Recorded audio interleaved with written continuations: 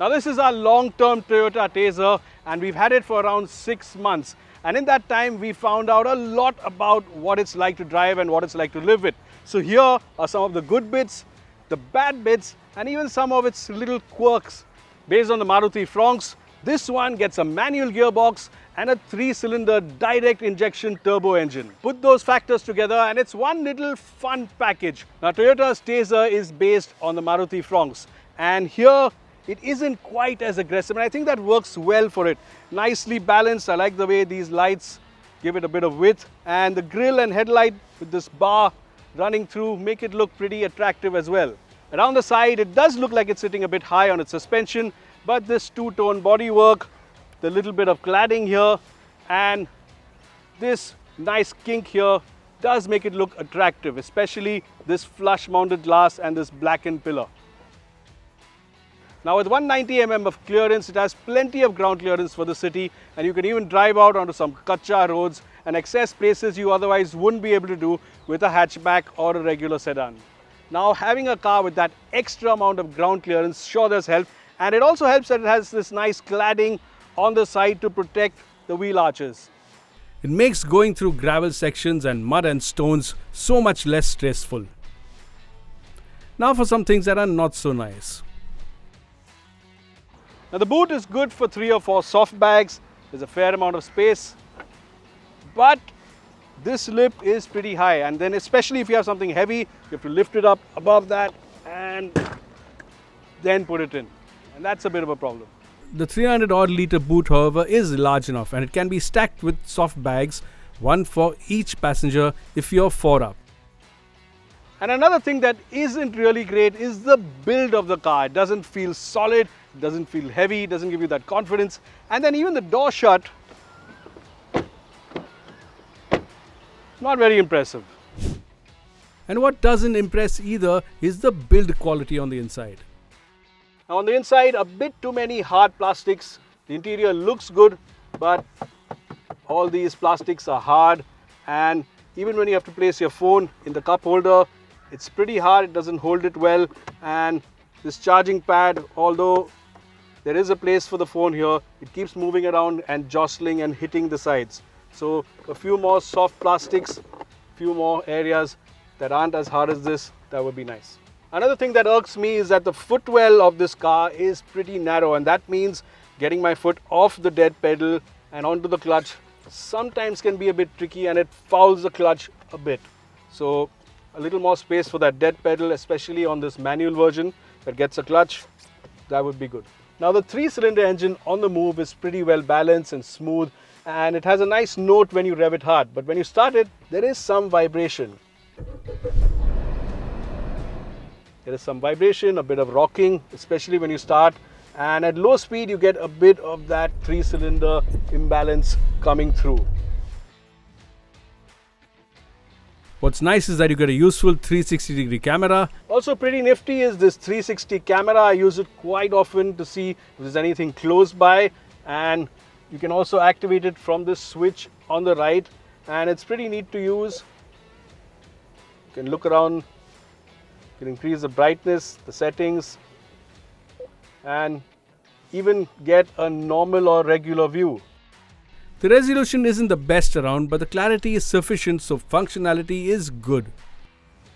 In the back, the amount of legroom on offer comes as something of a surprise, and an effort has been made to make the rear seat experience more comfortable. So what you do get is this nice padded soft elbow rest, and legroom is pretty decent. Headroom, however, that's a bad bit. It's pretty tight even for me, and I'm hardly 6 feet tall. And you also get vents at the rear with USB-C ports. Features missing in the cabin: cooled seats for one, a sunroof, and although you have cruise control, there are no ADAS functions.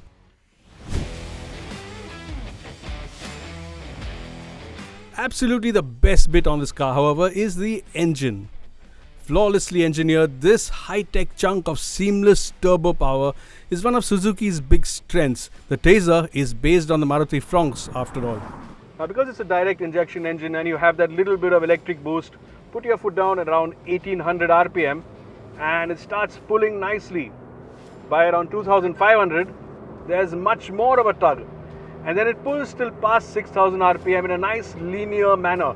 There's no spike of turbo boost, and yes, sometimes you do miss that, but it's also good having this nice linear long pull and all the performance that it delivers. What's also nice is this light, slick and very accurate gearbox.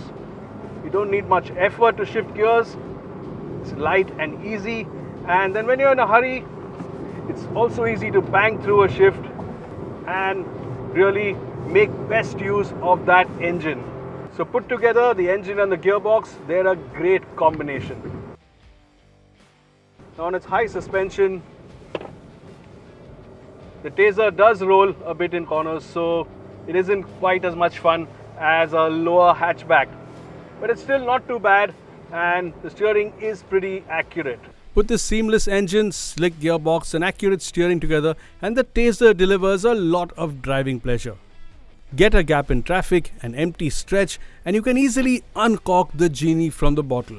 And what also adds to the fun factor are those real dials. Now this car doesn't get a digital instrument panel, but I actually like these old school dials. They're much clearer, they're much easier to see in a snap. One glance is all you need to see what kind of RPM the car is doing or what speed the car is doing, and that sort of makes it much easier and much more intuitive. And I think they also look much better, which is an added bonus. And having that color screen in the center giving you all the information clearly means this setup has the best of both worlds. The ride is good too. And because of its tall suspension, it's even pretty good over bad roads like this. You can drive over without having to pay too much attention, and even large craters and bumps like this, it takes them in its stride. Now physical aircon controls are a big plus, and especially these, because while looking at the road I can increase the fan speed, reduce the temperature. These paddles are just so intuitive to use. Now insulation isn't great, and that means you hear the engine, there's noises from the road, and especially in a noisy city like Mumbai, there's a lot of trucks, buses, two-wheelers, horns, and that comes in much more than in other well-insulated cars. Driven with a light foot in the city, the Taisor 1-litre turbo engine delivers between 12 and 14 kpl depending on how you drive. A more energetic driving style could see economy come down to 11 or even 10 kpl if you're always hard on the gas. The Toyota Taisor turbo-manual is a car that makes for a great everyday companion. Extremely practical, dependable, efficient for a turbo, perfectly suited to the city, and backed by Toyota's formidable support system, it is a car that goes down the column ticking a lot of must-haves. This is enough to make this crossover a great companion in the city. Add in the performance of the turbo, and if you are an enthusiast, you get exactly what you want. Sure, the plastics in the cabin need an upgrade. Some essential features need to be added to the list, and more punch from that turbo engine would be welcome. Still, if you're looking for a combination of practicality and fun in a compact profile, this crossover has a lot to offer.